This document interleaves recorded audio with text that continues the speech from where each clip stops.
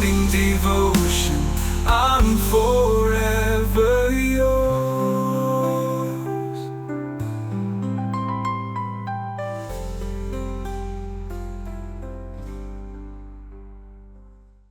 Hallelujah, praise God. കർത്താവ് നിങ്ങളെ ധാരാളമായിട്ട് അനുഗ്രഹിക്കട്ടെ.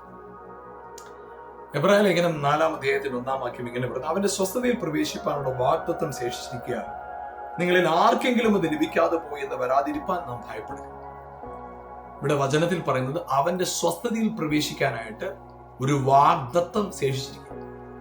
അപ്പൊ കർത്താവിന്റെ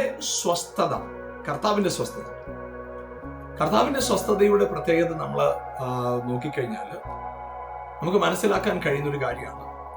ഉൽപ്പത്തിയിൽ തന്നെ നമ്മളിതിന്റെ ഈ എബ്രായ ലേഖനത്തിൽ തന്നെ അതിന്റെ 3-ാം വാക്യത്തിൽ ഇങ്ങനെയാണ് എഴുതിയിരിക്കുന്നത്: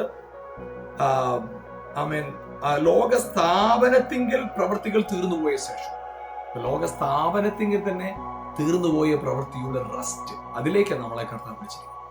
അതായത് പിതാവായ ദൈവം താൻ ഉണ്ടാകട്ടെ എന്ന് പറഞ്ഞ വാക്ക് തന്റെ പ്രവൃത്തിയുടെ നിവൃത്തിയാണ്. അതായത് തന്റെ പ്രവൃത്തി, ദൈവപ്രവൃത്തിയുടെ നിവൃത്തി എന്ന് പറയുന്നത് ഉണ്ടാകട്ടെ എന്ന് പറഞ്ഞ വാക്ക്. എന്നാൽ നമ്മുടെ പ്രവൃത്തിയുടെ നിവൃത്തി എന്ന് പറയുന്നത് അവൻ പറഞ്ഞ വാക്കിലുള്ള വിശ്വാസം. അതാണ് നമ്മുടെ പ്രവൃത്തിയുടെ നിവൃത്തി. അതായത് വിശ്വസിച്ചവരായ നാമല്ലോ സ്വസ്ഥതയിൽ പ്രവേശിക്കുന്നു. കർത്താവിന്റെ പ്രവൃത്തി അവൻ പറയുക എന്നതാണ്, നമ്മുടെ പ്രവൃത്തി വിശ്വസിക്കുക എന്നതാണ്. അതുകൊണ്ടാണ് യേശു പറഞ്ഞത്, ഞാൻ പറയുന്ന വചനം എന്റെ സ്വയമായിട്ടല്ല, പിതാവ് എന്നിൽ വസിച്ചുകൊണ്ട് പ്രവർത്തിക്കുകയാണ്. പിതാവിന് പ്രസാദമുള്ള പ്രവൃത്തിയോ അവൻ അയച്ച പുത്രനിൽ വിശ്വസിക്കുന്നതാണ്. ഇത് രണ്ടും തമ്മിലാണ് ബന്ധപ്പെട്ട് നിൽക്കുന്നത്.